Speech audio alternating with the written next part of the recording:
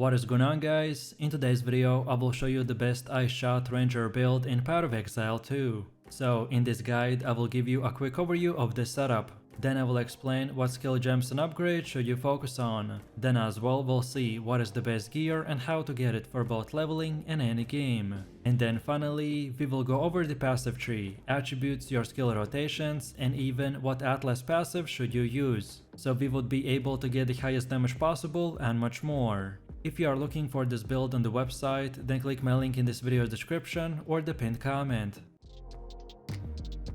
This setup is a very new version of one of the best builds in the game, the Lightning Arrow Deadeye. However, unlike in that build, in this one we are using the Ice Shot in the combination with the Lightning Rod and a Blink, which will give us this insane mobility and speed farming potential. What I like most about this setup is that we can simply spam one single skill and pretty much destroy tier 16 maps and reach up to 5 million DPS because of how many buffs we have working in the background. Like you can see from the gameplay, we are basically deleting enemies in split seconds. And on top of this, we can also delete bosses, by us having also a very high boss damage from using the Lightning Rod and the Orb of Storms. At some point in the later game, some lowered gear players might run into a mana problem, but lucky for us, the Ranger has many tools to address this problem. And with the optimized gear, we need nothing more than a single stat roll on our weapon or gear to completely solve this issue. So if you don't mind using only from 1 to 2 skills, and completely speed clearing through hundreds of enemies in few seconds, then let's get right into it. So let me show you the build, and for the main class I have chosen to go with the Ranger and our Ascendancy is the Deadeye. Then for the first skill we have the Ice Shot with the support gems such as the Primal Armament, Martial Tempo, Cold Infusion, Ricochet and the Heft. Then second we get the Lightning Rod with a Scatter Shot, Concentrated Effect, Elemental Focus and the Close Combat. Then next we got the Orb of Storms with the Chain, Deep Freeze and the Fount of Mana. Next we have the Herald of the Thunder with Execute and Elemental Focus. Next up we have the Herald of the Ice with the Long Shot, Cold Penetration, Magnified Effect and the Cold Mastery. Next we got Wind Dancer with the Cannibalism, Clarity and Herbalism. Next we have the Bow Shot with the Life Drain, Soul Thief, Wind Wave and the Blind. And finally for the last two we are using the Blink and the Mana Remnants with no support gems. Most of this setup is structured around using the Ice Shot and the Bow Shot to delete enemies in seconds, so we use gems and skills that will support and increase their size and damage, while the rest are powerful buffs and utility skills that usually get activated in the background. Next we also have a leveling build, in case if you are starting your journey from level 0 and you wanna use it up until about level 25, where you should start getting our most important skills. So first off we have the Lightning Arrow with the Martial Tempo and the Lightning Infusion. Then next we have the Lightning Rod with a Scatter Shot and Magnified Effect. And finally we are using Escape Shot with the Deep Freeze and Concentrated Effect. This is your basic setup up until you get our build's two most important skills. In the early stages of progression, we are using the Lightning Arrow and the Rod as our main ability combo, as they are very powerful, especially at the beginning. Next up we have our passive tree, and if you are interested in a full in-depth guide on how it works, then check out my beginner guide. So let's take a look at our setup, and by the way our Javel placement is also important, so that's why we here have these type of lines. So then with that said, we want to start at this evasion node, and then go like this while also taking the cat-like agility. Then next we keep on going and take both of these, so master fletching and the freedom of movement. Then from here we wanna go up here and then go to the left side, and then get all of these nodes. Then afterwards we circle back and now go until the end and take this feathered fletching. And from this point and onwards you can just unlock all the other nodes in whatever order you prefer. Also, when we take a look at this outline, you may think that we waste a lot of points just to get this Mind Over Matter keystone. However, this is a big part of our defense, as we are already doing insane amount of damage, mainly from our DPS nodes and the weapon and gear choices, so we can easily afford to do this. I did a lot of testing and it was very hard to survive tier 16 maps. So after I talked with a bunch of players and did testing, we figured out that going a bit overboard and taking the Mind Over Matter was a huge life changer for this specific build.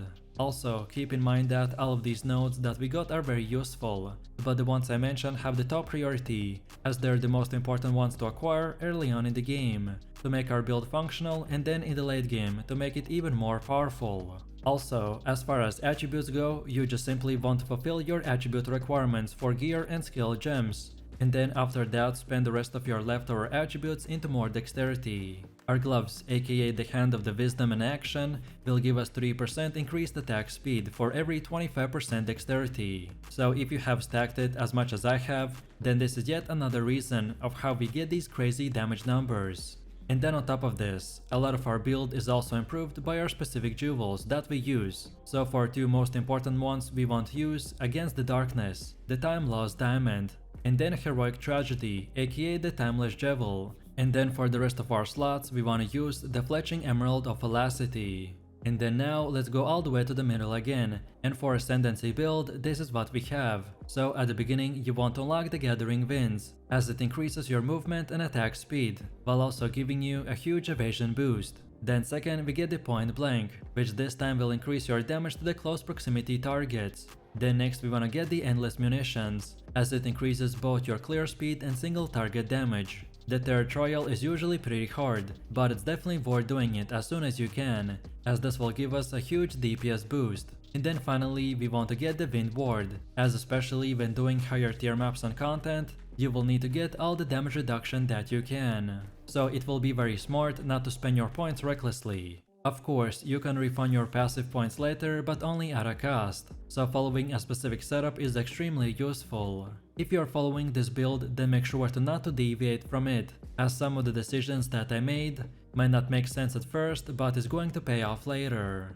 In PoE 2, earning skill points take a lot of hard work, so feel free to use the exact same path as I have right here, and don't forget to check this video's description to find the link for this website. And this should make it easier for you to follow the tree. Next up we have our Atlas passives, and the general idea behind this is to aim for bonus passives that spawn a lot of grouped up monsters, such as in expeditions or in rituals. So when we start we wanna first of all go to the right side and get all of these nodes, and then keep on going down until you get to this keystone called the Deadly Evolution. And then from this point and onwards you can unlock the rest of the nodes in whatever order you want. But then on top of this, we have even more passives. Which order in which you unlock them doesn't really matter, so again it's up to you. And this is how it should look like for the ritual. Then next we have Delirium. Then third we have bosses, and then on top of that we have the pinnacle bosses. Then next we also have our expedition setup, and then finally our breach setup. Then in the next part we have our gear. The weapon of our choice is the Widow Veil Bow with insane bonus stats, which gives us from 150 to 200% increased bonus, which is gained from equipping a quiver. To be honest, this is one of the biggest reasons of how we can get to 5 million DPS, and why you can see that crazy gameplay of one-shotting enemies. However, no matter what bow you use, this build will still function, but just not to the insane level that I can. So then for the bow stats you want to look for attack speed, critical chance bonus, lightning damage, and pretty much anything else that will boost our DPS. And then for our offhand we got the primed quiver, which this time is quite important. So with this we get increased attack speed, and for bonus stats we want to go with adds cold damage to attacks, more accuracy, increased projectile speed, plus levels to all projectile skills, even more increased attack speed and more to dexterity. Then for the helmet we have the Expert Hunter hood with evasion, and for more we want even more evasion and increased evasion. Then also max mana and fire and cold resistance. Then for the chest we got the Queen of the Forest with evasion, and for its stats we get increased evasion, fire, cold and lightning resistance. Also we get increased movement speed per every 500 evasion. This is yet again the reason of why we build our evasion so high. However, again this is not required, so if you can afford this, then look for any other chest piece with similar stats. Then for the belt we have the utility belt with 20% quicker flask recovery, more evasion and max life, as well as fire and cold resistance. Then for gloves we got the Hand of the Wisdom in action. Same thing applies, if you don't want it, then just get anything else. But if I would say to get at least one of these expensive items, then this would be the one, as because of these gloves we want to stack our intelligence or dexterity as high as possible. And then for bonus stats we want dexterity, intelligence, increased attack speed and adds lightning damage to attacks. Then for boots we're using the Expert Lizard Scale boots with evasion. And for bonus stats we get more evasion, cold and lightning resistance, as well as stun threshold. This is one of the only builds where we don't want movement speed on the boots, because our chest piece will give us movement speed from evasion, and at the same time disable any other movement speed modifier. In the endgame, you will get more speed than any basic speed boots, so of course if you can, then get this item, but if you can't, then go with any basic chest, and then just pick the movement speed on the boots. Then for the first ring we got the ruby ring with the fire resistance, and for more we got evasion, max mana, intelligence and increased mana regeneration rate. While for the second one we have the prismatic ring, with percentage to all elemental resistances. And for more we got increased cold damage, max mana, intelligence and lightning and chaos resistance. And then finally for the amulet we got the crimson amulet with the life regen per second. And for more we want max energy shield, max life, max mana, intelligence, more to all elemental resistances and chaos resistance.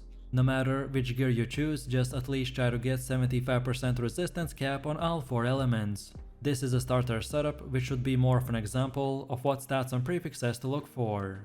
Then next we have runes. During early item progression, most gear is stacked with resistant runes. However, once your elemental resistances have been capped, and resistant runes are no longer necessary, then you want to opt in to increase your maximum life, with body runes or consider stacking a soul core. So right now on our weapon, chest and head we are using the iron rune, and then on the rest of our equipment we are using the glacial rune.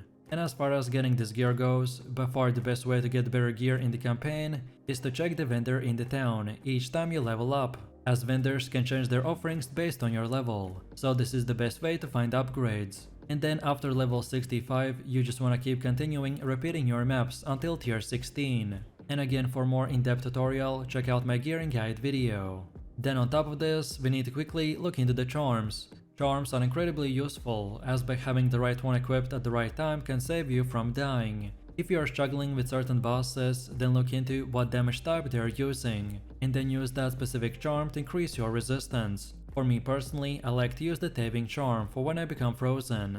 Then second, get the Stone charm for stuns, and then finally grab the Golden charm for when we kill rares or uniques. But as I said, which one you choose will entirely depend on the enemies that you are fighting, so feel free to experiment and mix and match.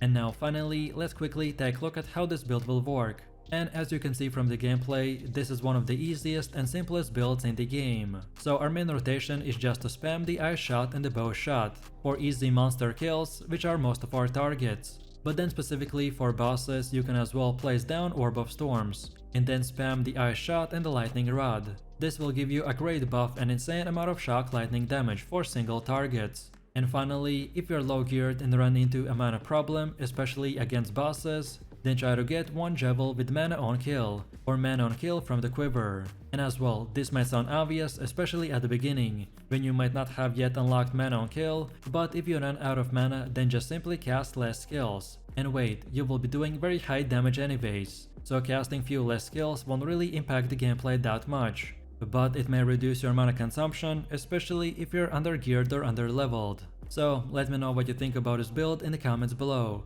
If you enjoyed this, then you definitely don't want to miss my top 3 best ranger builds video, where I showed even more powerful builds. So click the screen now and I'll see you in the next one.